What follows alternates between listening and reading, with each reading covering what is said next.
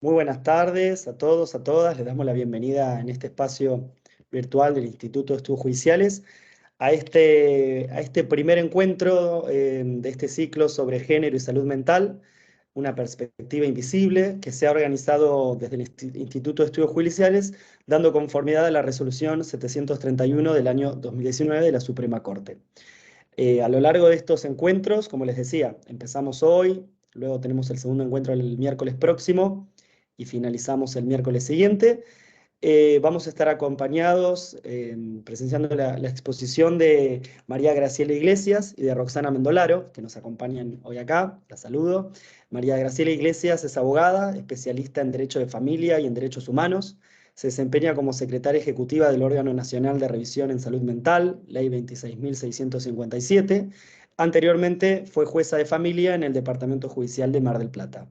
Y Roxana Mendolaro, ella es psicóloga, especialista en políticas públicas, discriminación y justicia de género, integrante del equipo del Ministerio de las Mujeres, Géneros y Diversidad de la Nación, y docente de grado y posgrado e investigadora. Les agradezco en nombre del instituto a María Graciela y a Roxana por estar acá con nosotros, y desde ya a las personas que nos acompañan. Sobre el final de la exposición de ellas vamos a abrir la posibilidad de que haya un intercambio con el auditorio, así que pueden utilizar la opción del chat o también hacerlo a viva voz. Para eso pedimos que si pueden usar la función de levantar la mano, así lo hacemos un poquito más prolijo y demás. Pero bueno, agradeciendo de nuevo, el espacio es de ustedes. María Graciela, Roxana, acá estamos. Bueno, muchísimas gracias. Un verdadero placer y una responsabilidad esta convocatoria. Agradecer mucho al Instituto de Estudios Judiciales, y recién hacía referencia de que es un lugar de pertenencia desde hace muchos años, desde 1996, que he estado vinculada justamente con todo lo que implica las, el estar bajo el paraguas de la Suprema Corte de Justicia de la provincia de Buenos Aires. Así que en lo personal tiene como un doble carácter. Y bueno, y además la convocatoria por estos temas, ¿no? Que en este momento tienen el contenido, y la invisibilización, a pesar de contar con una política de género, de las capacitaciones que se realizan en respecto del género, pero la verdad es que la femineidad y los tipos femeninos, en materia de salud mental, no han sido visibilizados, ni aún por el propio feminismo. Cuesta mucho articular cuando se refiere exclusivamente a mujeres o al colectivo de la diversidad de género, que se encuentran implicadas en el sistema de salud mental. La apuesta de hoy es enorme, porque en este sentido es no solamente un análisis, sino intentar a reconstruir viejas estructuras, viejas prácticas, eh, incidencias respecto de las resoluciones judiciales, que muchas veces tampoco visibilizan la perspectiva de género, ni se resuelve con perspectiva de género en materia de salud mental, porque voy a mencionar la locura como en el sentido de la construcción de esta locura, que impone que una cuestión diagnóstica sea la única visibilización posible en relación a una persona que tiene una situación, cualquiera que sea, en su salud mental, que además tiene esta dicotomía que si se las trata desde el paraguas de discapacidad, son personas con discapacidad psicosocial, y si están en el ámbito de salud mental, son personas usuarias del sistema de salud mental. Entonces, la primer cuestión que yo quería traer a esta actividad es la locura, ¿no? El imaginario de la locura, cómo nos impacta a quienes trabajamos a diario con situaciones o tenemos que realizar informes o tenemos que defender o tenemos que resolver respecto de personas que están bajo este paraguas de la locura. Entonces, la construcción social de la locura, y ahí un trabajo extraordinario que hizo Franca Basaglia, que ha sido una de las grandes feministas, a pesar de que ella se la conoce como Franca Basaglia por Franco y Franca Basaglia, cuando en realidad es Franca Ungaro, que justamente analiza cómo las mujeres construyen su propia locura a partir de lo que les sucede, a partir de su historicidad, a partir de esa situación en la que lo coloca un diagnóstico y el antes y el después de ese diagnóstico. Esto, por supuesto, como generador de una histórica desigualdad y las discriminaciones múltiples por las que una mujer, voy a referirme en este momento a una mujer, sufre entrando al sistema de salud mental y mucho más si además se encuentra institucionalizada.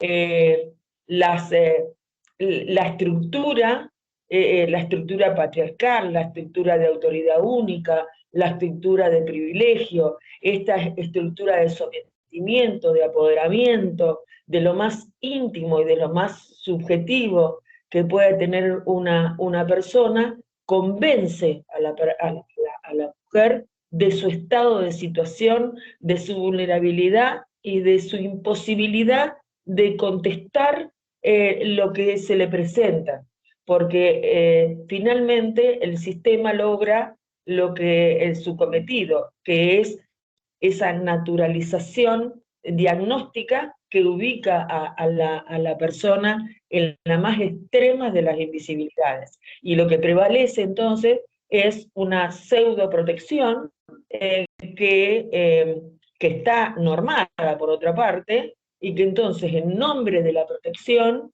se realizan tipos que no pasan por un estereotipo, justamente por la identificación de un estereotipo, sino que pasan por un tipo diagnóstico que va perfilando lo que la persona es. Sin contar con eso, la dinámica de vida que esa persona trae, las ausencias, las pérdidas, hay pérdidas de todo tipo, las anteriores que desembocan en un diagnóstico psiquiátrico y las actuales, que son las que genera el sistema. Entonces, hay formas de sumisión y hay formas de dominación. Y hablando de las formas de dominación, uno puede hacer referencia a las dominaciones éticas, a las sociales, la pérdida de lo social, la pérdida de la interacción con lo social y comunitario, la pérdida de la identificación de su propia identidad, lo religioso, lo económico. El último censo determinó que el 63% de las personas que se encuentran institucionalizadas tienen algún recurso económico. Sin embargo, la historia, quienes venimos de la Administración de Justicia, del Poder Judicial, sabemos que históricamente las personas pierden derechos en expectativa, derechos actuales, derechos inmediatos, derechos mediatos, a partir de la consideración que lleva el tener una patología mental, el tener un padecimiento mental, el tener un sufrimiento mental, o a la luz de lo que la Convención establece, al encontrarse en una situación, en una posición y con una condición de discapacidad psicosocial, donde el contexto ha elaborado mosaicos que conforman esa tipología que determina las ausencias que sufren las personas mujeres y personas dentro del colectivo de la diversidad de género, y además tienen el terrible agravante por su autopercepción, por su orientación, por su identidad, y que sufren entonces toda clase de violencia que de alguna manera intentaremos mostrar en este ratito en el que podemos compartir. Esto, la generación de cómo se construye tiene un aspecto que es subjetivo, o sea, estrictamente hacia la persona, y uno estructural, es decir, cómo los dispositivos institucionales hacen posible que aniden y que no se visibilicen y que se naturalicen todos los sistemas de discriminación. Entonces, estas discriminaciones que implican la primera, por ejemplo, una muy simple y aparentemente inocente, después vamos a ver un caso, es que los cuidadores, en general, los cuidadores que acompañan la situación de alojamiento en los establecimientos de salud mental son varones al cuidado de estas mujeres. Y después vamos a ver en un caso concreto cuál es la relación y cómo se define y se autodefine esta situación en los hechos, ¿no? Cómo las ausencias y el sometimiento y la dominación se torna visible en el caso concreto. Entonces, por un lado tenemos una apropiación que hace a los bienes en el sentido más amplio de los bienes, en los bienes jurídicos y en los bienes con los que una persona puede tener un proyecto de vida que haga a su dignidad. Entonces hay una apropiación de los bienes y hay una apropiación de lo que es peor, de las potencias, o sea, de aquello de lo que la persona es o que pudiera ser o que tuviera o que tiene la capacidad de hacer, pero que en ese recorte que se establece dentro de un sistema discriminatorio, solo puede recibir indicaciones de los que saben, de las profesiones, de los que resuelven, de los que atienden, de los que acompañan, de los que diagnostican, de los que todo gira alrededor de, a veces, de la internación. En realidad, en este momento nos estamos ocupando de la salud mental de un pueblo, girando, pivoteando exclusivamente alrededor de una internación, desconociendo todo un antes y todo un después de lo que puede implicar una situación de internación. Y en las personas que están institucionalizadas es la nuda vida, es la apropiación de las potencias, se ve en esa norma suspendida, donde se suspende la vida, y entonces muchas veces de manera irónica decimos el Truman Show de la locura, ¿no? Y lo que es peor a veces, cuando hay una transinstitucionalización, cuando se considera que se resuelve una medida en un lugar con mayor nivel de promoción o de protección, en realidad no promociona, sino que en realidad sigue cosificando. Entonces, esta apropiación, ¿qué es lo que garantiza, digamos, dentro de los circuitos sociales? Y garantiza que dentro de lo que es personas que son aparentemente iguales en el reconocimiento, no tengan la igualdad de posibilidades. O sea, va a haber una circulación desventajosa donde la persona circula sin ser vista, se aplana. Ese es el verdadero aplanamiento. la persona se aplana y hay un estado total de naturalización de que esto sea así, porque está rodeada de las imposibilidades de aquello de lo que no puede, no de lo que puede, no de la construcción de una identidad que le permita salirse de este fuerte sometimiento, de esta fuerte dominación que imponen las estructuras y los distintos saberes.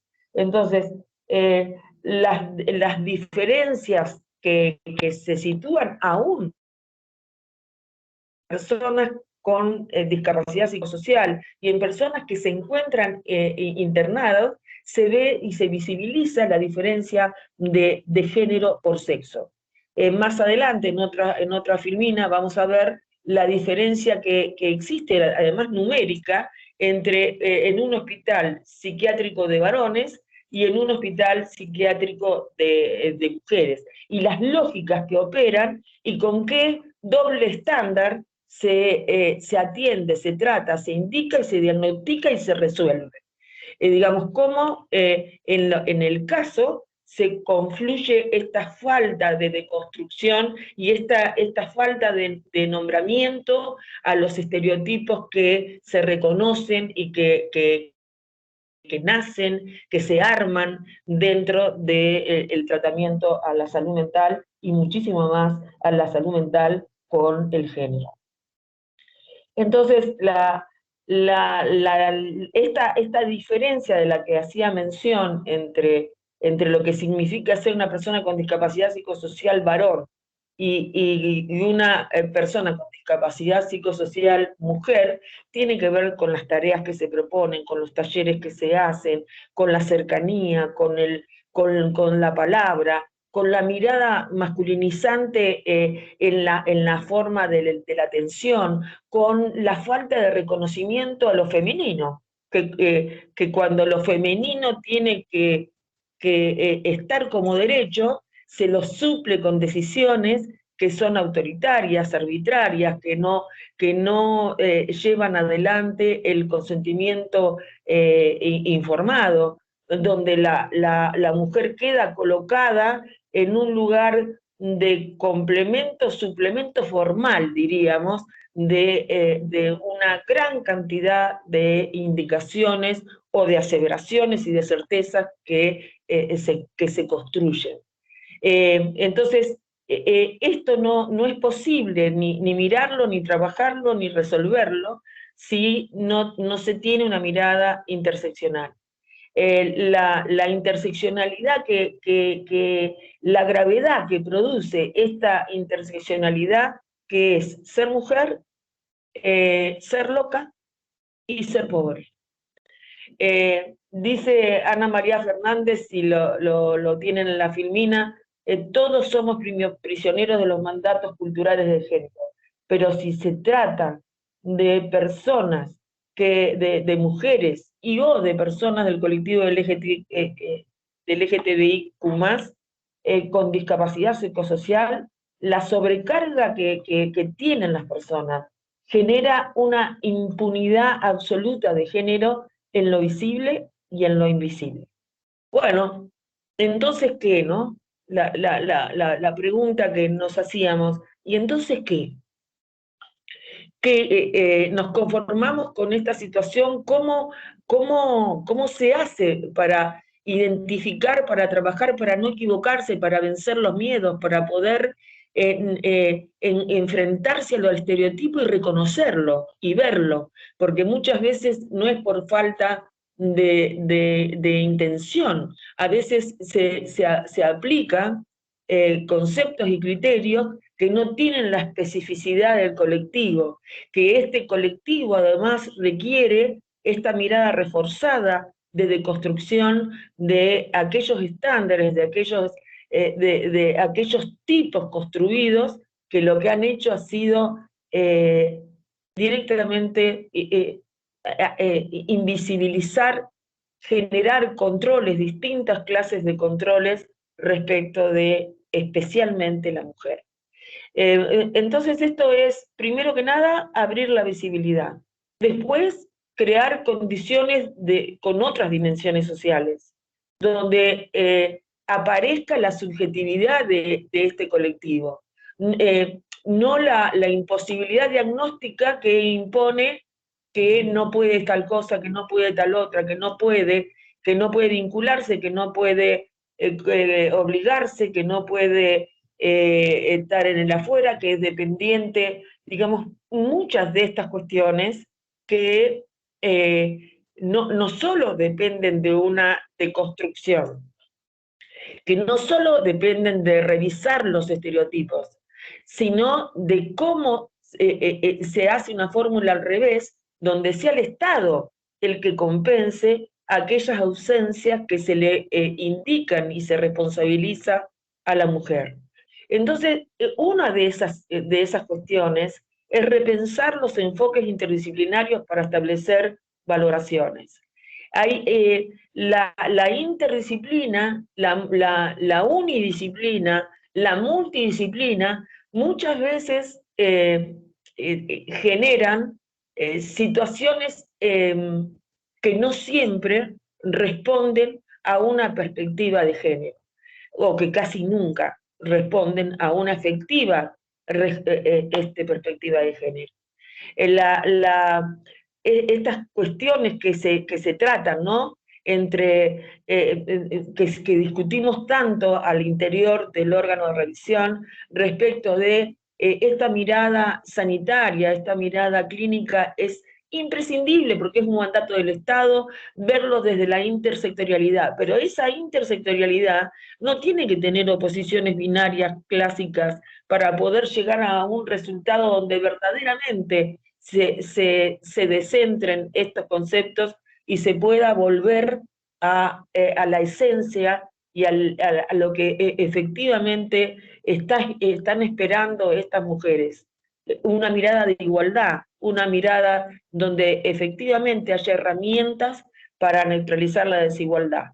Entonces, repensar estos dominios unidisciplinares, transdisciplinares, es una de las apuestas de este entonces qué. Y después, plantear también la necesidad de teorizar sobre la diversidad de un modo de, en este momento las personas están objetivadas, ¿no? Así como muchas veces la vida, así como los derechos personalísimos, y se objetiva la vida y la apuesta es objetivación, subjetivación, es decir, volver a repensarlo en lo que implican los estereotipos de clase, de capacitismo, de sexismo, lo que es la violencia obstétrica patrimonial, digamos, por racista, por eso el eje impredecible, importantísimo que hay que trabajar en materia de género en salud mental, que es con la interculturalidad. Personas que han sido declaradas insanas en su momento por no poder manifestar ni expresar su cultura, sus costumbres, su arraigo, sus querencias, con lo que traían, con lo que venían, en un mundo hostil y en un mundo repleto de saberes. Entonces, en realidad, de todo lo que estamos hablando es cómo se vuelve algo tan simple que es la centralidad de la persona. Nosotros tenemos además, y esto lo voy a remarcar varias veces, una reforma que impone una obligación. Y en el ámbito jurídico, la reforma al Código Civil y Comercial de la Nación trajo el constructo de la preferencia. Y esa preferencia que ningún juez, ninguna jueza, ninguna defensora, ningún defensor por el 103, por el 38, digamos, por la observación general número 1, no es el interés superior, son las preferencias. También lo es en las mujeres que se encuentran institucionalizadas. O sea, resolver la autonomía de género en salud mental, claro que es un desafío. Claro que es una situación enorme cambio de prácticas, pero es un mandato, un mandato donde el Estado argentino se obligó a cumplir. Entonces, por un lado, esta construcción, este constructo de la preferencia, la centralidad de la persona, y que esto sea el mayor valor en relación a cualquier intervención que se pueda hacer respecto de una mujer que se encuentra implicada con el sistema de salud mental, o que se encuentra más que implicada, se encuentra gobernada por el sistema, porque tanto judicial como sanitario, cuando se encuentra institucionalizada, cuando tiene hijos, hijas, hijes, y hay diversos procesos en los que esta mujer no es cierto que sea parte, es expectante, pero no es parte, porque en cada uno de los procesos se aumenta su propia debilidad. Entonces es muy difícil hablar de la preferencia, de la autonomía, de los proyectos propios, cuando, ahora después lo vamos a ver en maternaje, cuando el desarrollo de la libertad de manifestar su preferencia se encuentra opacado, o directamente está naturalizado que no puede expresar ni siquiera una opinión. Entonces, para esto no es de cualquier manera. Es decir, cuando hablamos de apoyo, esta confusión que muchas veces se presenta con los apoyos y la valoración técnica de los apoyos tienen que tender a esa subjetivación. Y entonces ese es el juego y el determinismo de la voluntad, donde las personas pueden moverse desde subjetivarse y objetivarse. O sea, para esto el planteo es nuevas decisiones, nuevas intervenciones, también bajo nuevos marcos teóricos. Y estos marcos teóricos tienen que salir del paradigma clínico en los ámbitos sanitarios de atención y también en el ámbito de la administración de justicia. Este temor a lo que pueda ser este sesgo de la peligrosidad que aún todavía queda, puede o no puede, y habilitar la mayor accesibilidad, a acercar las ofertas prestacionales, ofertas de vida, ofertas de toma de decisión, cercanía, confianza y sobre todo, otra vez, el constructo de derecho de las preferencias. Esto no es más ni menos que ver a una persona que tiene como consecuencia un diagnóstico de enfermedad mental, pero que sobre todo tiene un terrible sufrimiento, y a la que a partir de tener ese terrible sufrimiento se le han levantado todas las barreras que hagan a la construcción social de su propia identidad.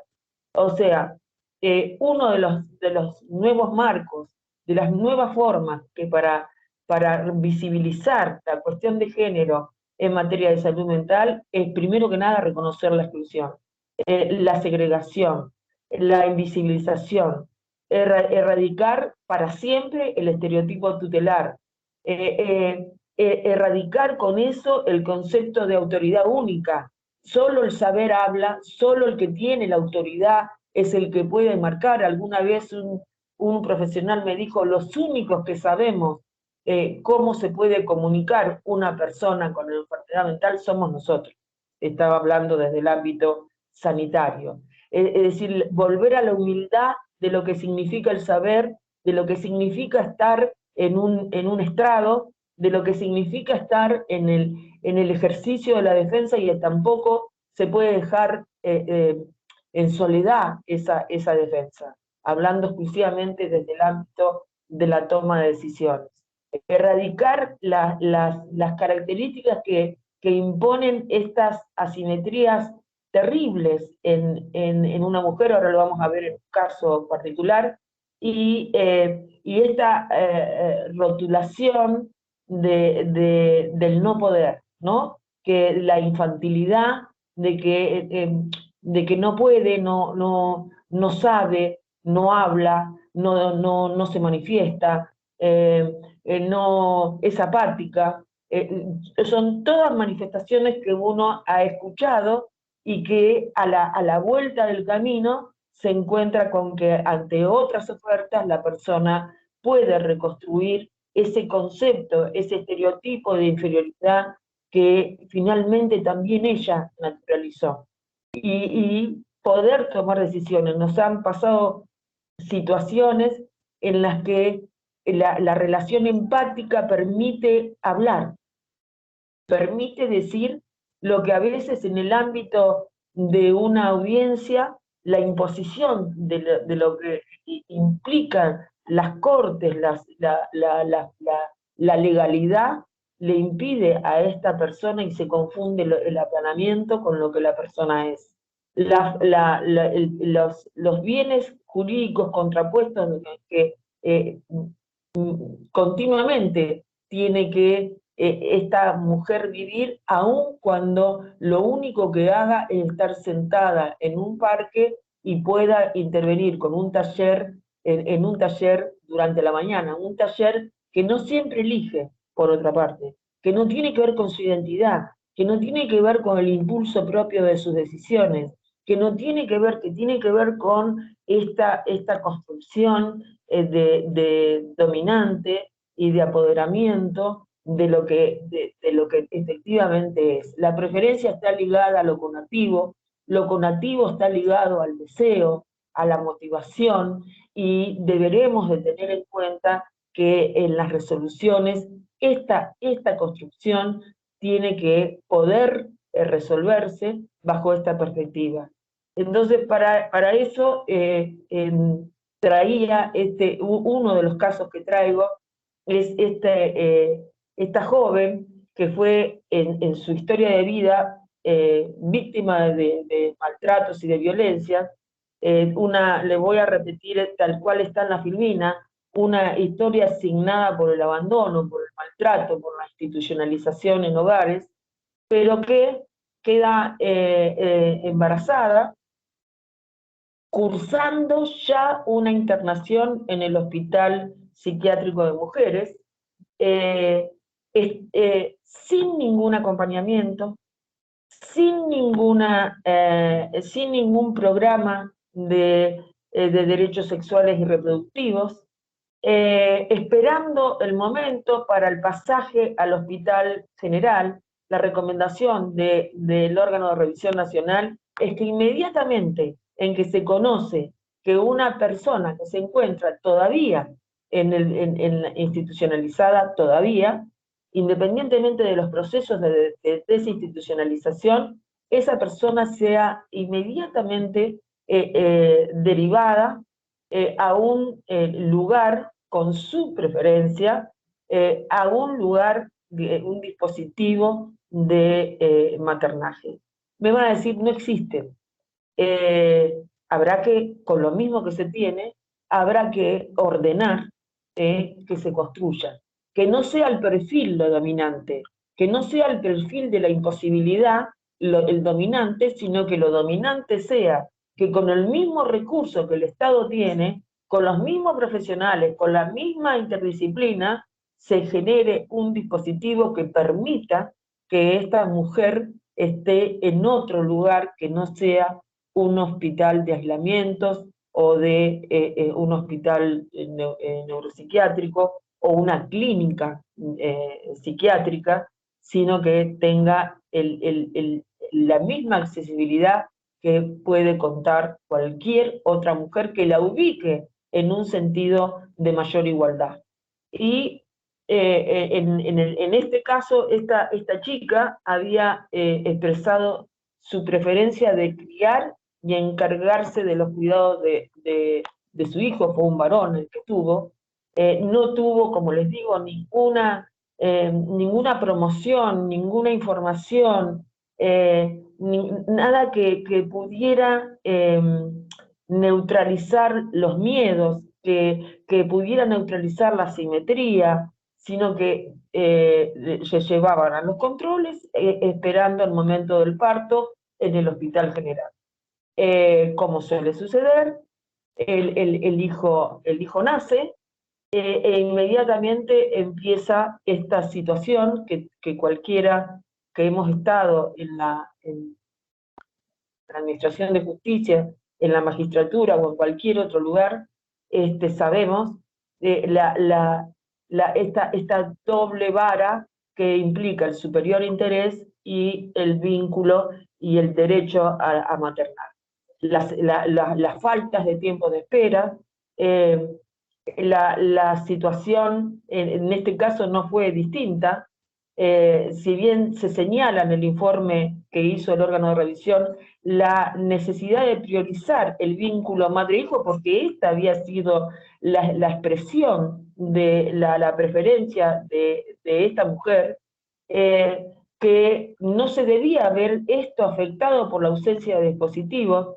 Se solicitaron los apoyos para el preparto, el parto y el posparto, y la conclusión de esto, el resultado fue que no se garantizó la vinculación. ¿Por qué? Porque se ponía en cabeza de la mujer la responsabilidad que el Estado tiene. Esta mujer estuvo 3 horas y quizás más esperando afuera de una sala de audiencia, mientras adentro en la audiencia estábamos todo el Estado representado para ver si tenía derecho a la vinculación o no.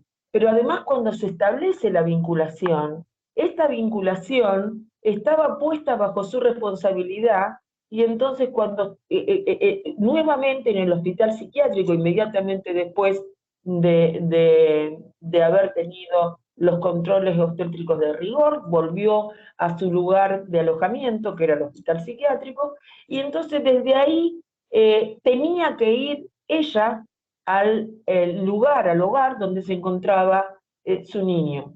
No estaba el acompañamiento terapéutico en el momento que tenía que trasladarse, 2 horas de viaje, no podía ir, y nos opusimos a que fuera con una ambulancia o que fuera de otra manera, que no fuera en un mismo pie de igualdad, porque esto construye identidad y esto construye lo que una persona después puede tomar una decisión libre y tener una identidad en relación a su propio maternaje.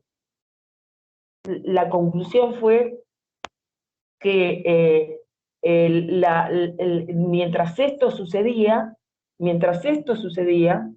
esta persona, mientras debatíamos en audiencias y se discutía la vinculación con su hijo, esta persona era abusada sexualmente por quien le hacía creer que era el novio, y que sus compañeras denunciaron ante el órgano de revisión esta situación.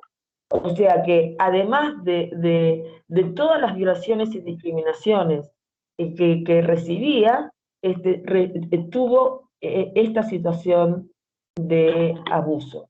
El resultado final, una defensora que hizo lo imposible para cambiar la situación, apelaciones y el derrotero de un proceso donde la vinculación no era tal y donde nuevamente las negativas estaban fundadas en la apatía que esta persona podía tener, en que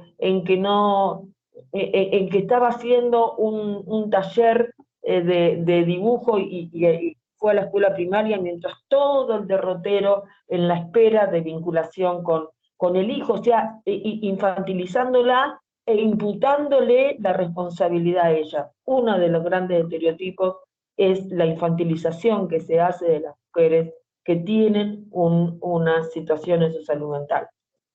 Lo cierto es que en 8 meses tuvo 4 encuentros solamente con el niño. Entonces, ¿cómo se mira distinto lo que estamos mirando naturalizadamente? Erradicar el estigma de la imposibilidad por el ejercicio del cuidado personal, de la parentalidad, de la necesidad de construir los apoyos antes, de acompañar, de informar, de promocionar para que este sentimiento conativo pueda aflorar y el miedo a las autoridades en general y a los saberes ceda efectivamente en cuanto a la preferencia. Y si hay cuestiones que no se puedan realizar, que esto esté suplido por los apoyos necesarios para permitir que esta preferencia sea posible con toda la responsabilidad de lo que implica que del otro lado está el bien jurídico más preciado, que es el interés superior de un niño o niña, donde sabemos que es el artículo 7, 8 y 9, establecen el derecho a la identidad y el derecho a no ser separado arbitrariamente de su familia de origen cuando ésta está reclamando por poder maternal. Entonces, de construir este estereotipo con promoción de habilidades en vez de pensar en las imposibilidades y en que tiene que estar en un lugar protegido, entre comillas, es uno de los grandes desafíos de las obligaciones del Estado.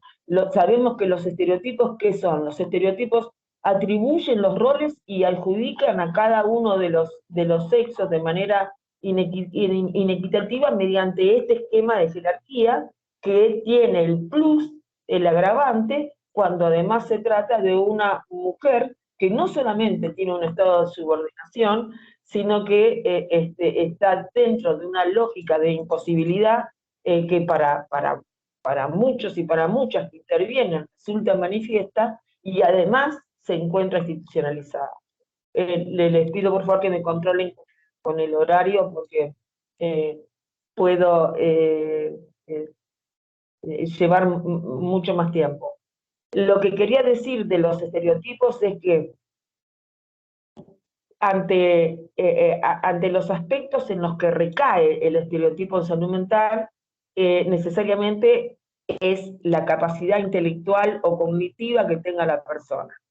La posibilidad de esa persona de aceptar o no aceptar, de decir, de no decir, de ajustarse a los términos que la normalidad le requiere. Sobre todo si estamos hablando, ¿no?, de maternar, eso por decirlo, pero basado en su capacidad intelectual. Es decir, hay que arreglar a la mujer y no arreglar el entorno. La apuesta es a la inversa.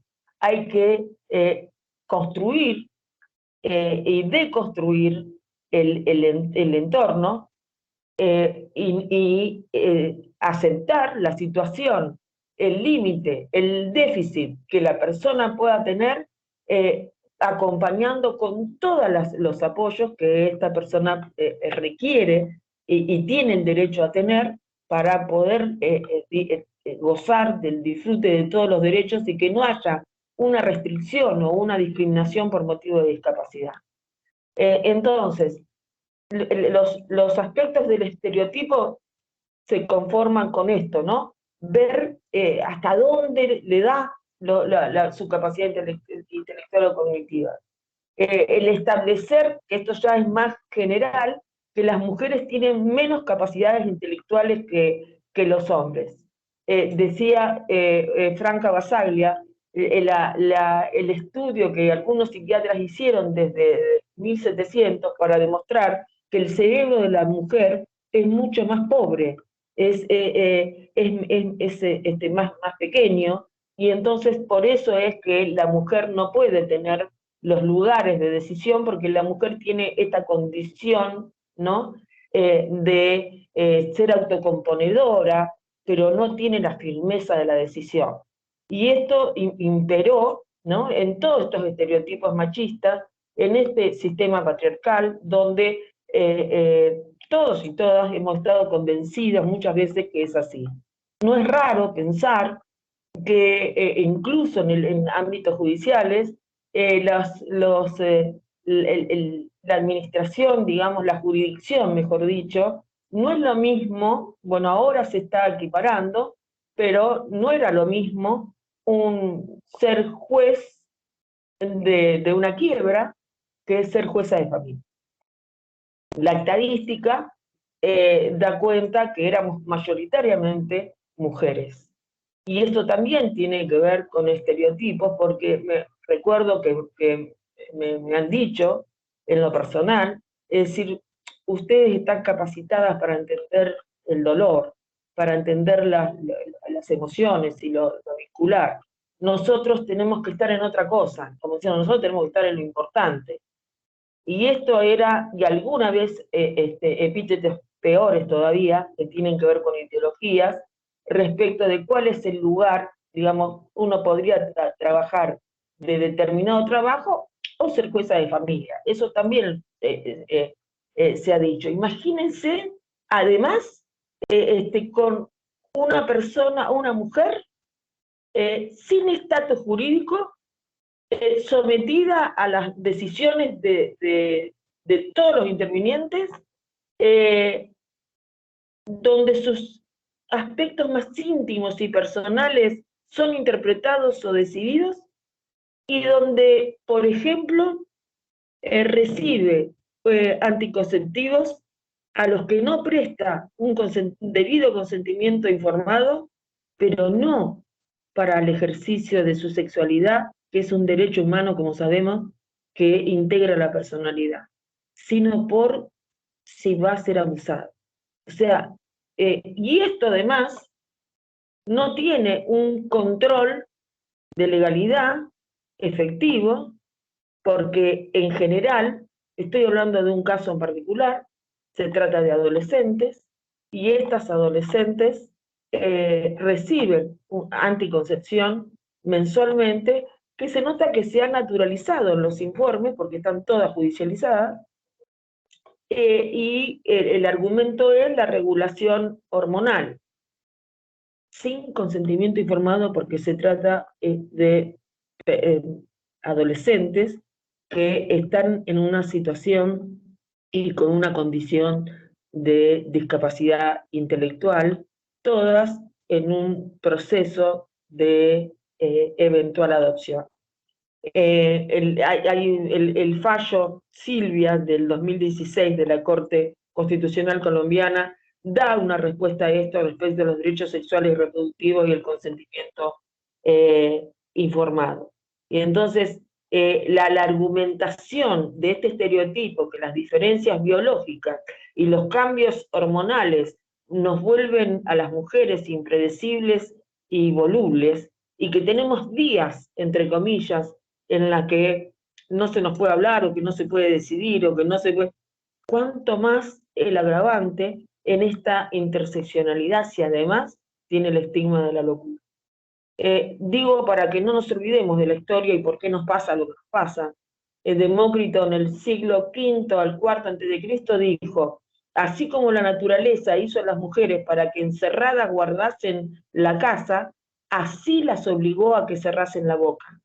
Y estas mujeres de las que hago referencia están silenciadas en el peor de los silencios, porque están silenciadas adentro de sí mismas.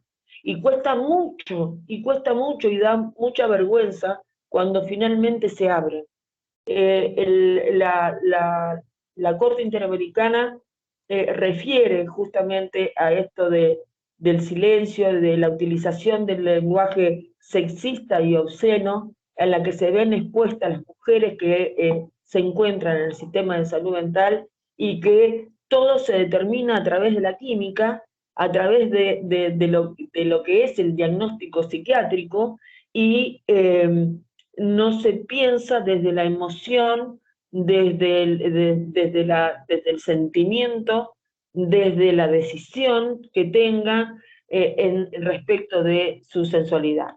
Estaba refiriéndome al argumento en relación al abuso del lenguaje sexista, capacitista y obsceno que analiza la Corte Interamericana en Atenco versus México. Entonces, en el ámbito de la salud mental se agrega además este estereotipo, ¿no? Personas que son asexuadas, porque directamente se piensa que no tienen deseo sexual, ¿no? O al revés, son personas que tienen tanta desinhibición sexual, o que tienen tanta falta de control de los impulsos que por eso tienen relaciones sexuales de cualquier forma. ¿Cómo se pensó la sexualidad, que la sexualidad es mucho más que la relación sexual, pero cómo se pensó la sexualidad en lugares que con todo el recorrido que hemos tenido en la vida, estaban dispuestos bajo un árbol, en algunos hospitales, recuerdo uno en particular donde me mostraban el árbol al que se llamaba Villa Cariño, porque las personas son personas. Y no ha estado contabilizada esta, esta identidad que hace a la sexualidad, que hace a la personalidad jurídica, por el contrario, por el ocultamiento, por el saber que se tiene que escapar de los cuidadores o cuidadores, que hay hasta una construcción, vi en algún monitoreo que hice de un hospital provincial, había por fuera de los pabellones como un ranchito, y entonces quien estaba a cargo me dice, sí, acá es donde tienen sus cosas. De esta manera, esta es la manera naturalizada, porque detrás de todo esto estábamos todos y todas. Detrás de todo esto hay derivaciones judiciales, hay control de legalidad, hay intervención de la Administración de Justicia, hay representantes, están los mecanismos de control, pero ¿qué vemos? Esta consideración, personas, otro estereotipo, personas desafectivas, esto del aplanamiento, ¿no?, de la afectividad, esto de la generalidad, de que alguien que tiene un gesto, me acuerdo de un estudio que hicieron trabajadoras sociales, que la señora era guaraní, y entonces tenía imposibilidad de comunicarse, y fue interpretado eso como maltrato en relación a su bebé. En otro caso, que fue personal, que tuve un caso hace muchos años, donde me llaman de un dispositivo sanitario para hacer la denuncia respecto de una madre que era de una comunidad originaria que le daba orégano a su bebé recién nacido, porque esa era la cultura que tenían, y en realidad lo que llamaban era para que se procediera a una orden de internación. Estoy hablando de otras épocas, pero donde el estereotipo no se ha desarmado al día de la fecha. Después, psiquiatrizar la orientación sexual. Es muy alarmante cómo en este momento estamos viendo las internaciones, el tratamiento que se le da a las personas del colectivo de la diversidad de género en el ámbito de atención.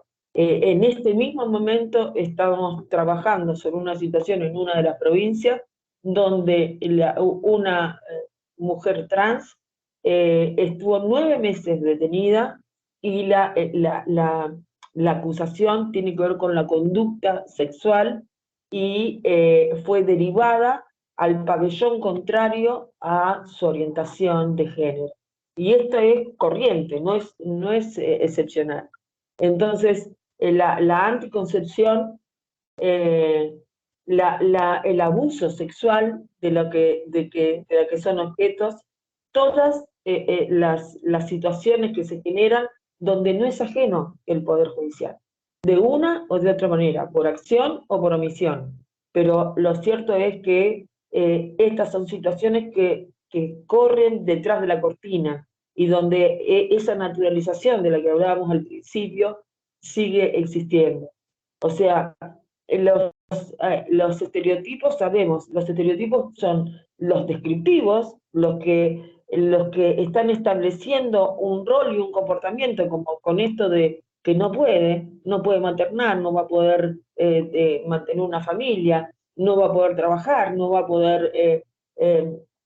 poder opinar. En algún momento hasta 10, o en alguna sentencia hace muchos años, no tantos, pero digamos, estereotipos descriptivos que hacen al comportamiento, ¿no? Establecer los roles y los comportamientos de las mujeres. y un estereotipo normativo que implica un deber ser. En el supuesto que les quiero comentar, es también trabajado por el órgano de revisión y por su equipo, por la defensa, por, bueno, una cantidad de actores muy grande. El caso de una adolescente de 13 años que fue derivada de su lugar, de su residencia habitual, a una clínica psiquiátrica, donde tenía una situación familiar muy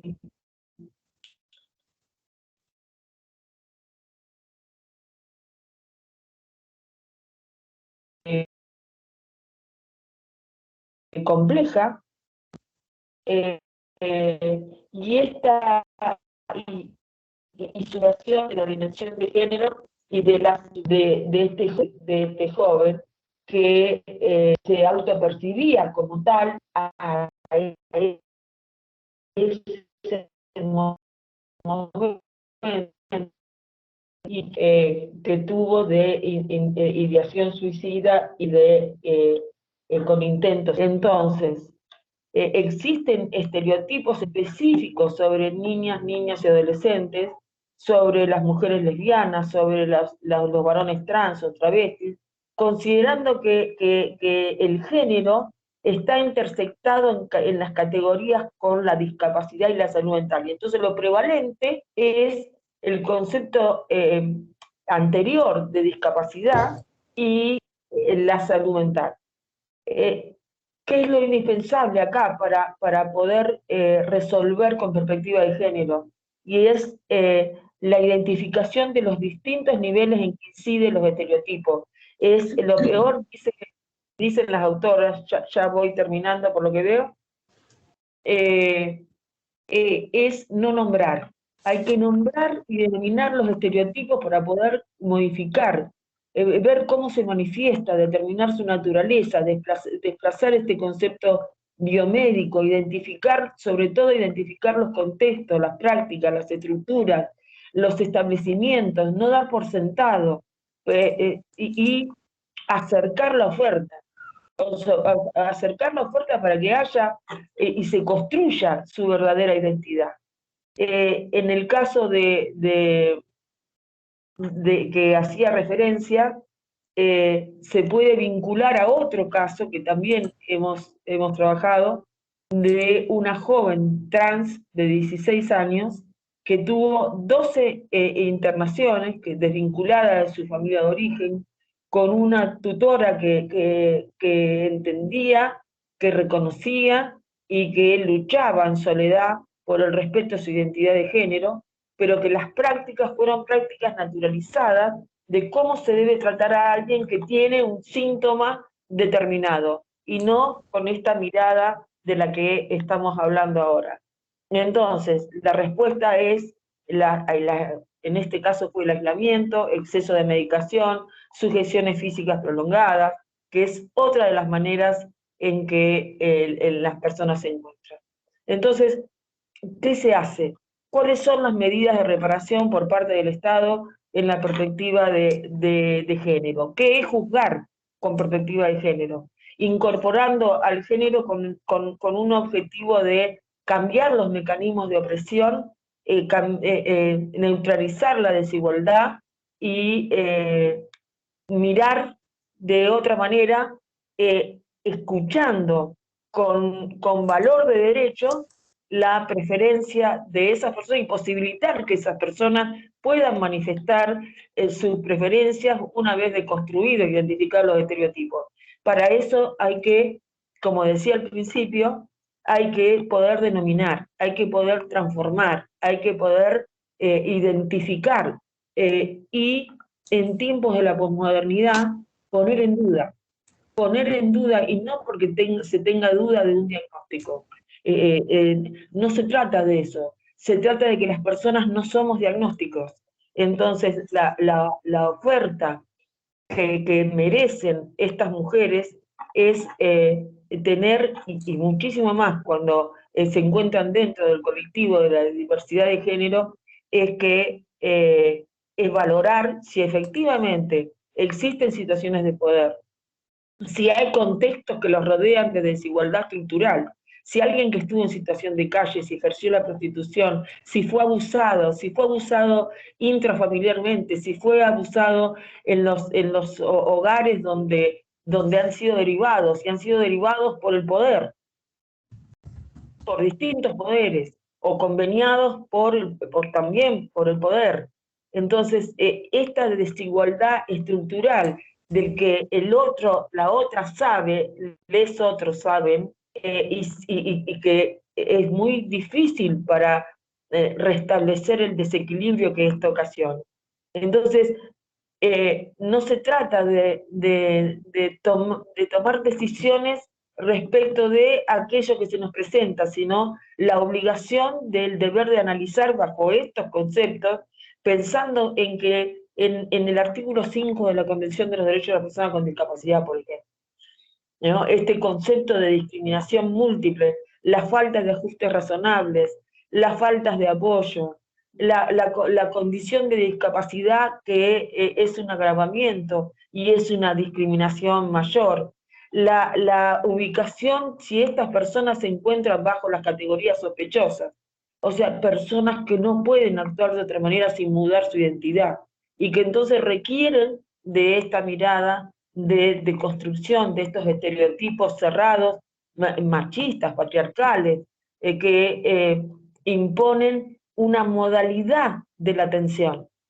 Cualquiera puede ir a un establecimiento mental y identifique. Recuerdo una compañera que trabaja en género que le dije, mirá, vamos al hospital y vos establecés qué estereotipo querés trabajar, porque ahí están todos. Ahí subyacen todos, porque lo que finalmente hay es la naturalización de una objetivación de la vida, que lo que implica es que esa persona tiene que estar de tal o de cual manera. Pero cuidado, que esta perspectiva no es de cualquier manera. Es decir, también hay que evitar las cargas estereotipadas y que hay que identificar bien cuál es la violencia que se genera hacia esa persona, y es con nuevas intervenciones, con una valoración técnica. No pensar que los apoyos es algo, eh, no puedo comentar ahora una gran situación que estoy trabajando, pero donde demuestra que todavía hay un trecho importante hasta comprender lo que el apoyo es. Eh, la valoración técnica de los apoyos, los sistemas de apoyos, tienen que ver con esto, tienen que ver con una deconstrucción de los estereotipos de opresión y dominación y de sometimiento que tienen las mujeres en este caso. Es decir, que la apuesta para resolver o para intervenir con perspectiva de género en salud mental implica necesariamente un cambio de práctica y nuevas intervenciones y una deconstrucción absoluta de lo que hasta acá creemos que es un deber ser. Por último, y ya para cerrar, la, el supuesto de esta mujer que tiene un derrotero, una historia de vida de institucionalización, que vivió en la calle, que tuvo 6 hijos, que tiene 3 hijas, 3 hijos adultos, y que vivía con sus 3 pequeños. Uno de 2 años y sus 2 hijas de 7 y de 6 años, creo, no recuerdo bien ahora. Con un subsidio habitacional, como suele suceder, y con el beneficio de la pensión. Intervenían también todos los estamentos del Estado, pero una de sus hijas tiene un cuadro de excitación psicomotriz. Ella se interna con su hija y empiezan las calificaciones. Yo simplemente voy a leer lo que dice la hija mayor cuando nosotros la entrevistamos. La hija mayor estaba con miedo que le quiten, esto es lo que dice, ¿no? Con miedo que le quiten a mis hermanos. dijo, la hija mayor manifiesta que es su madre quien se ocupa de las hijas, que la lleva a la escuela, que cuida que nada les falte, que considera que su mamá necesita de un psicólogo sin hablar y desahogarse, y una ayuda. El informe destacó la necesidad de un armado de una red de contención de quien es la única a cargo de 3 niñas de corta edad. ¿Qué fue lo que sucedió? 4 meses. 4 meses permaneció 3 con condiciones de alta, sin poder moverse de un hospital general, donde una criatura de 2 años corría por los pasillos, porque no había acuerdo en la intersectorialidad para el ingreso a un dispositivo de maternaje, y el acuerdo de las intervenciones de las prestaciones comunitarias para hacer posible la externación. Esta mujer, claro, alguna vez Cárdenas escribió en su ABC, ¿quién ayuda a esta mujer? No sé si alguien lo recordará. Pero acá no se trata de interpretaciones emocionales, se trata de construcciones que tienen que ver con lo que hemos desarrollado o intentado desarrollar en este poco espacio, que es el acceso a los derechos sociales, económicos y culturales, a la no depositación de las falencias y las ausencias del Estado para no generar seres ausentes, para no generar personas que finalmente consideren que es verdad, que si algo tenían, como esto de cuidar sus hijas, de internarse con las hijas, de conseguir el dinero, finalmente su salud mental no responde. Y entonces está bien que el Estado se haga cargo. La apuesta es absolutamente contraria, desde el derecho avanzado, como sabemos, quizás hasta muchos pasos por delante, y ahora hay que cumplir con los compromisos con la responsabilidad del Estado. Para terminar y dejar lugar a mi compañera en lo que queda, había mucho más, pero les queda el PowerPoint a quien le interese, en relación a todas las ausencias, a todo lo que le sucede con las mujeres institucionalizadas, pero creo que hemos podido más o menos mostrar lo que implica la falta de perspectiva de género en resoluciones que dan cuenta de las situaciones y los procesos en lo que alguien que está implicado en el sistema de salud mental puede recibir. Simplemente voy a terminar con esto, ¿no? de nombrar la desigualdad, de identificar la desigualdad. Así se trata de una resolución de mero trámite. Identificar la discriminación por género, por discapacidad, por pobreza, intervenir para neutralizar, aún cuando se considere o el sistema considere que no hay que intervenir para neutralizar las desigualdades y resolver en clave de ese constructo de preferencia que hemos hablado, modificando de esa manera los contextos y los entornos sin intentar modificar a las personas, porque las personas van a responder a eso seguramente. Y por último, Chesler dijo, ninguno de mis profesores dijo nunca que las mujeres sufrieron opresión o que la opresión provoca traumas, especialmente cuando se culpa a las personas que la sufren de su propia desgracia, y ésta se diagnostica como una patología. Tampoco que la libertad, las reformas legales radicales, la lucha y la amabilidad son cruciales para la salud psicológica, moral y mental. Muchas gracias.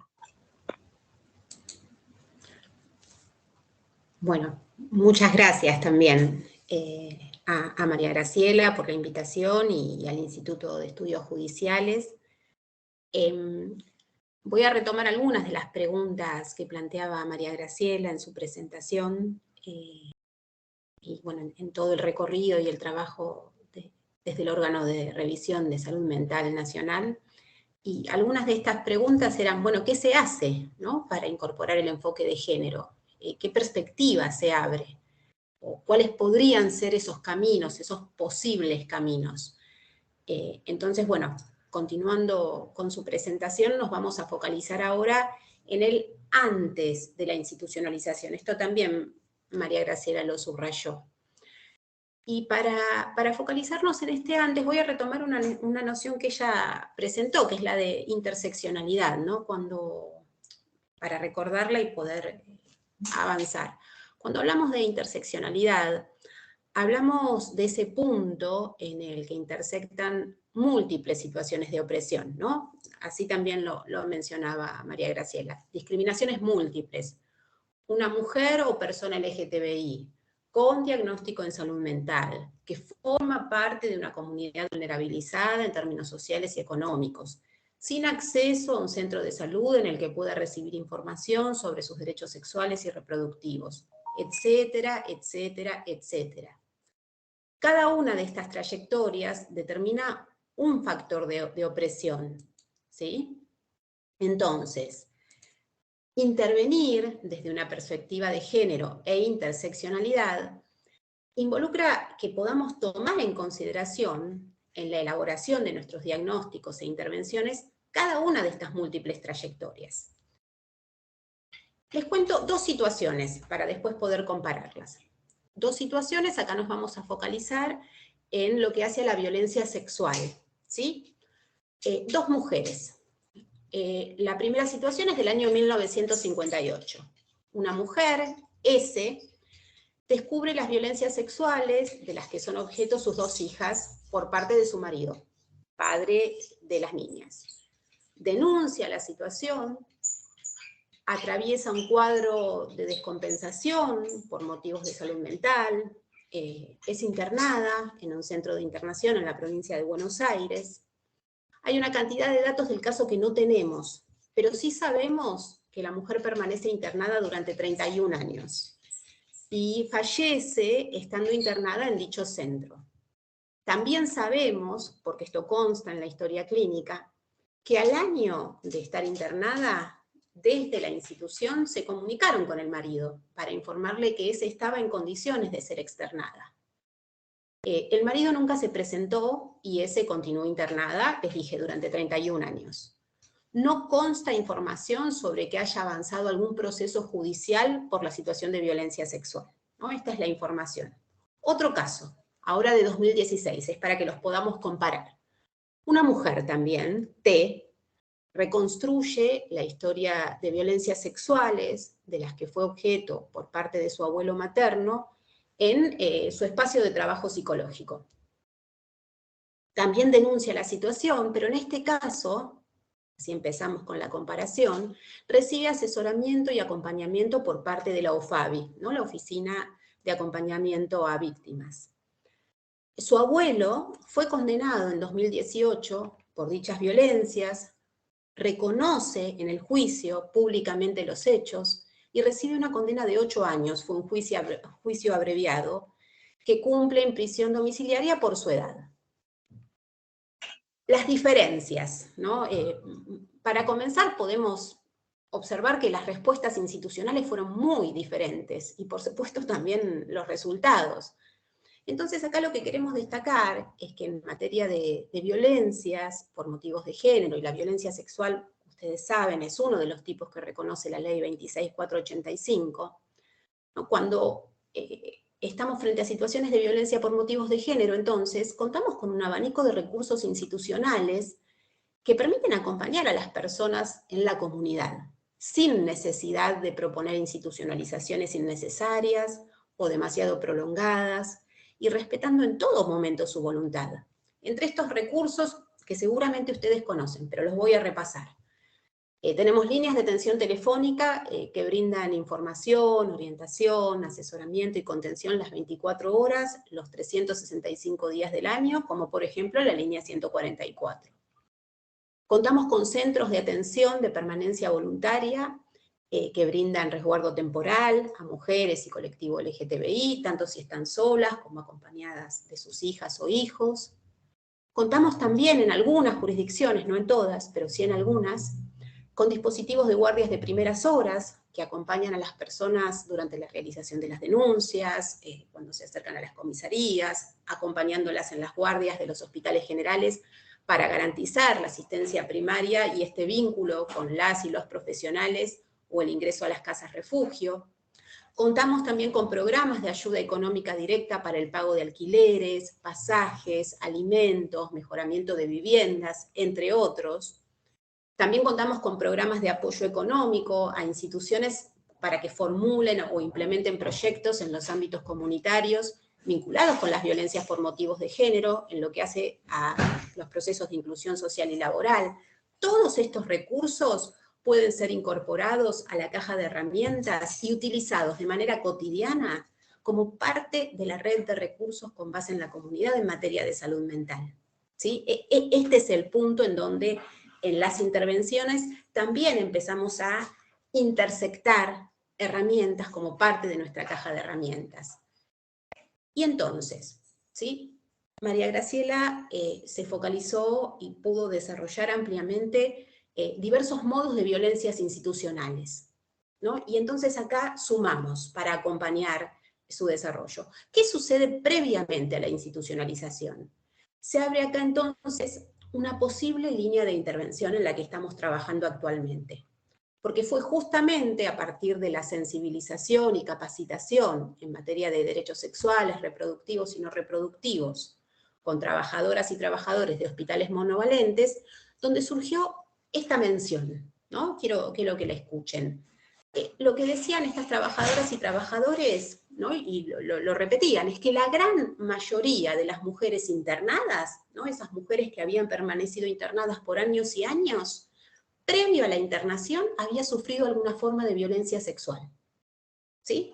Solo que esto no estaba documentado estadísticamente a nivel local, a nivel de Argentina. De hecho, ¿no? Indagando un poco más, lo que establecen los saberes disciplinares hegemónicos en estos ámbitos, ¿no? Acá se sostiene que la exposición a violencias por motivos de género, fundamentalmente la violencia sexual, es de alta prevalencia en las afecciones que motivan los tratamientos que ahí se desarrollan. Y también que este tipo de violencias, las violencias sexuales, resultan determinantes de los padecimientos mentales y desencadenantes de momentos de reagudización sintomática.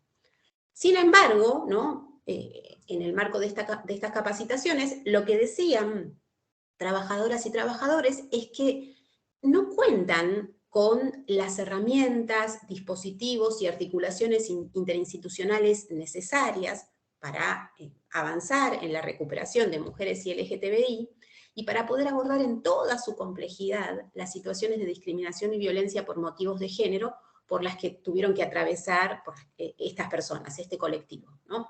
Recuerden que hace un ratito yo les mencioné esta caja de herramientas metodológicas. ¿Por qué esta caja de herramientas metodológicas y de intervención y de dispositivos y de políticas aún no es suficientemente conocida o accesible para quienes trabajamos? Ahí me reconozco como trabajadora del campo de la salud mental. Resulta llamativa entonces esta, podríamos nombrar, ¿no? Así, esta posible correlación epidemiológica entre violencias por motivos sexuales y padecimiento mental, y por otro lado, la escasísima caja de herramientas que posibilitaría una intervención efectiva, de carácter preventivo y hasta de promoción de la salud en este terreno. O sea, y esto lo retomo en un ratito al final, ¿qué pasaría, ¿no? Si previo a la internación pudiéramos tomar en consideración estos antecedentes de violencia sexual? ¿Qué otros caminos se abrirían para estas mujeres y LGTBI si además de lo que se evalúa tradicionalmente en la admisión para la internación, recordamos que podemos recurrir a la línea 144, recordamos que existen casas refugio, recordamos que existen subsidios de ayuda económica, ¿no? Todo un abanico, decíamos, de recursos con base en la comunidad que puede formar parte de la red de salud mental. Algunos antecedentes para que ustedes tengan en cuenta estos datos. Los estudios cualitativos que exploran los impactos emocionales de la violencia sexual de pareja íntima en mujeres son escasos, ¿no? Es algo por delante, tenemos que profundizar la comprensión de lo que llamamos impactos visibles de la violencia, ¿no? Que pueden ser repercusiones emocionales Les doy algunos ejemplos, ¿no? Sensación de impotencia, impotencia propiamente, vergüenza, miedo continuo a los varones, que son muy difíciles de cuantificar y medir, pero que pueden desencadenar resultados de salud mental, como el estrés postraumático, el trastorno por estrés extremo, la ansiedad, la depresión. Les voy a contar sobre 3 estudios. Uno es del 2008 en Colombia, que destaca que las víctimas de abuso sexual tienen una incidencia alta de trastorno por estrés postraumático, trastorno de pánico y abuso de sustancias psicoactivas. ¿Sí? Y se encontró que el abuso sexual infantil con penetración estaba asociado con peores síntomas psicológicos y físicos. Otro estudio, Estados Unidos 2015, sobre la correlación entre abuso físico de por vida y autolesiones en mujeres con problemas mentales severos. Este estudio señaló que 2/3 de las personas encuestadas informaban haber sido abusadas físicamente al menos una vez, y más de la mitad informó de múltiples episodios de abuso. Tercer estudio, 2013 en la India, que planteaba la prevalencia y correlatos clínicos de la violencia de pareja íntima en mujeres con enfermedades mentales graves, y concluyó que la prevalencia de por vida de la violencia de pareja íntima en las mujeres con trastornos mentales graves era del 22%, ¿no? Antes dijimos 2/3, ahora 22%, para que empecemos a tener en cuenta algunos números, ¿no? Y animarnos a decir, bueno, podemos pensar que estos mismos porcentajes de mujeres y LGTBI que permanecieron internadas por años y años, que las trayectorias de sus vidas podrían haber sido otras si hubiésemos tomado este antecedente de violencia sexual, ¿no? Este informe, el de India, concluye que la violencia de pareja íntima es frecuente en mujeres con trastornos mentales graves y que debe abordarse. Otro dato más, ¿no? Ya no de investigaciones sobre violencia sexual, pero que viene a cuento. La violencia doméstica, ¿no? Este es un dato que ya tiene unos años del Centro de Derechos Reproductivos. Este informe nos decía que la violencia doméstica es la principal causa de discapacidad en las mujeres entre 16 y 44 años. ¿Sí? Acá ya no solo trastornos mentales o diagnósticos en salud mental, y no solo violencia sexual, sino violencia doméstica y su vínculo con la discapacidad, ¿no? Principal causa de discapacidad en las mujeres de entre 16 y 44 años. Bien, ¿qué estamos esperando con todos estos datos y esta posible correlación? Lo que queremos o lo que creemos es que promover abordajes interseccionales podría prevenir internaciones, reinternaciones, probables procesos de institucionalización y al mismo tiempo contribuir a impulsar políticas públicas de género e interseccionales que permitan crear condiciones para que las personas y grupos más afectados por las violencias por motivos de género puedan desarrollar proyectos de vida autónomos, no signados por las violencias.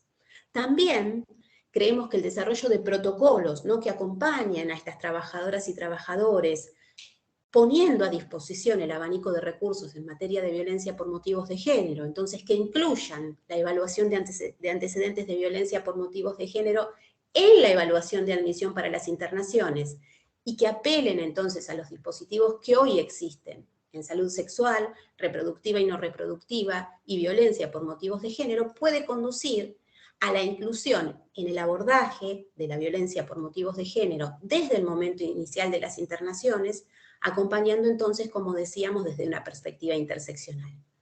Además, estas intervenciones pueden generar información para poder realizar estudios epidemiológicos futuros y generar nuevas políticas públicas. Y por supuesto, otros caminos, ¿sí? Muchos otros caminos. Por eso empecé comparando estos dos casos, el de 1958 y el del 2016. Actualmente, esto les cuento para compartirles, desde la Universidad Nacional de Lanús, en el marco del doctorado en salud mental comunitaria, se está impulsando esta línea de trabajo junto al Hospital Esteves, y hace muy poquito presentamos un proyecto de investigación para poder documentar estadísticamente esta correlación o esta posible correlación epidemiológica entre violencia sexual y salud mental en el marco de las convocatorias Julieta Lanteri, que realizó hace muy poquito el Ministerio de Salud de la provincia de Buenos Aires. Bueno, Les agradezco muchísimo y bueno, la pretensión era acompañar justamente la riquísima presentación que hizo María Graciela para poder señalar algunos de los caminos posibles para incorporar la perspectiva de género en materia de salud mental. Muchísimas gracias. Muy bien, muchas gracias Roxana, Graciela también, que andás por acá. Bueno, está abierta los micrófonos para que la gente que nos acompaña, el auditorio que nos acompaña, puedan hacer las preguntas o aportes que creen convenientes. Respecto del PowerPoint, que ahí varias personas estaban pidiéndolo, la presentación de Graciela, nos pueden también dejar sus correos electrónicos y ahí se los vamos a estar enviando. No sé si alguien tiene algo que quiera comentar. Vamos a dar un momentito para eso. Después, bueno, recordarles que la semana próxima continuamos con este ciclo, ¿no, Graciela? Así es.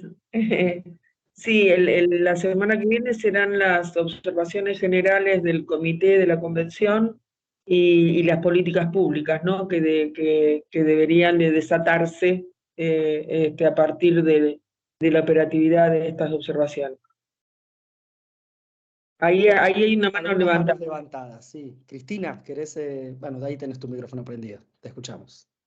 Bueno, buenas tardes, muchas gracias por la exposición.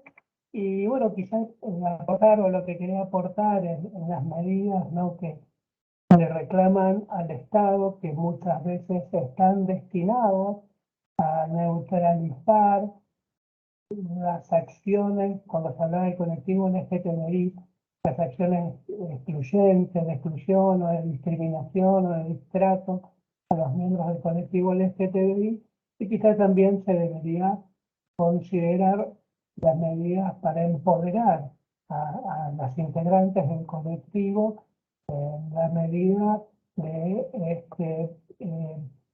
generar resiliencia, saber administrar la agresión, comprender que el problema no es nuestro, de las personas trans, de las personas LGTBI, sino que el problema es el transfóbico, de las personas transfóbicas, ¿no?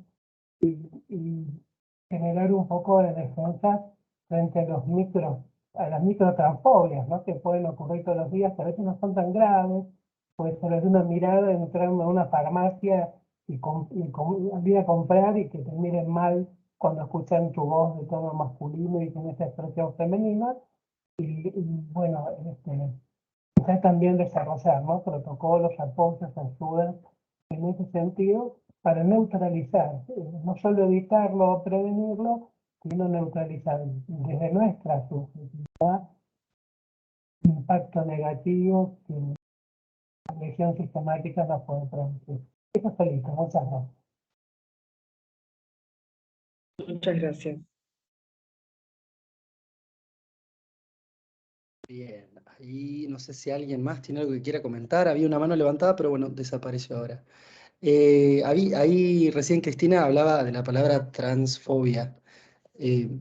También un término que conocí hace poco, el transodio, ¿no? Correr el término fobia para pasar a hablar de odio, que estamos en esto últimamente hablando bastante, ¿no? Del odio y de las consecuencias que se generan, ¿no? Me gusta el término, no sé, Cristina, que si estás por acá, ¿qué te parece eso? Pero bueno, nada, era solamente sumar. Sí, sí, hay algunos que cuestionan la expresión transfobia, Pero no, y, no para y, cuestionarla, ¿no? Pero sí, para sumar. pero inclusive desde los discursos transfóbicos, ahora que Sí. está de moda la nueva derecha, ¿no?, y construyendo la exclusión y el odio y el discurso de odio, Agustín Laje, ¿no?, uno de los ideólogos de la nueva izquierda contra el colectivo LGTB, él ha manifestado en el programa de Liliana Canosa que la transfobia no existía porque no estaba catalogada como enfermedad, y ignorando es un término jurídico, no médico. Está enumerado en el glosario de la Opinión Consultiva 24 del 2017 de la Corte Interamericana de Derechos Humanos, y que lo asimila también a homofobia, ¿no? A veces homofobia se extiende a transfobia. Si bien identidad no necesariamente se asocia a orientación, pero bueno, la Corte lo explica en su glosario y es un término jurídico. Si bien transfobio como propuesta posterior a transfobia sería mucho más apropiado de transfobia, ¿no? Pues no le causamos miedo. Sí le provocamos cosas al transfóbico, ¿no? El director de cine Ansiman dice que atrás de toda homofobia hay un deseo oculto, ¿no? Esto a veces en las redes cuando se los planteas a los transfóbicos y les dices que no te miren en el barrio, que me estás dedicando tanto tiempo porque algo que estoy produciendo, algún ratón te estoy moviendo y enseguida sales corriendo, ¿no? Pero bueno, está vinculado a esto, es odio cuando está proyectando algún problema el transfóbico. Y muchas veces la chica del colectivo con sus limitaciones les cuesta comprender esto y nos hacen creer que el problema somos nosotras, cuando en realidad el problema es ellos. Bueno, eso es un poco lo que se intentaba decir hoy, ¿no? Justamente, esto de colocar la responsabilidad y el problema en las personas para no asumir lo propio. Y me acordaba, antes de la sanción de la ley de género, teníamos la responsabilidad, ¿no? Quienes estábamos a cargo de la jurisdicción de tomar resoluciones en casos que se nos presentaban. Y otra vez, el agravamiento que existe de los estereotipos cuando la interseccionalidad indica pobreza.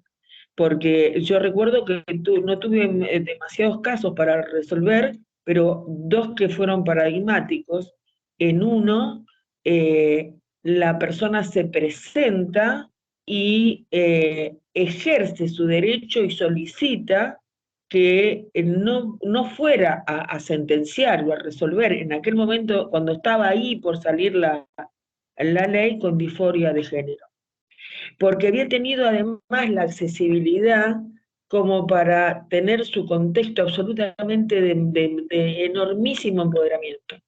Y en el otro caso, era una mujer travesti que tenía que ejercer la prostitución, que no tenía accesibilidad a ningún tratamiento hormonal, que tenía que consumir este aceite de avión, y esto le había traído efectos colaterales muy serios y donde se había psiquiatrizado su situación. Por eso cuando hacemos referencia al tratamiento que se le da en la salud mental, es esta deformación de la convergencia, de cómo se intersecta como exactamente lo que decía Cristina, ¿no? Como desviación o enfermedad.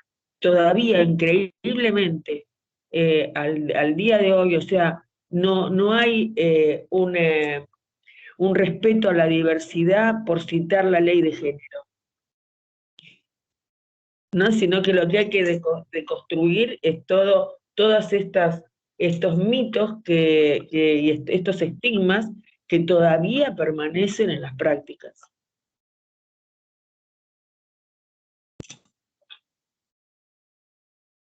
Bien, bueno, no veo en el chat ni manos levantadas, así que si les parece, Graciela, Roxana, podemos ir cerrando para volver a encontrarnos el próximo miércoles.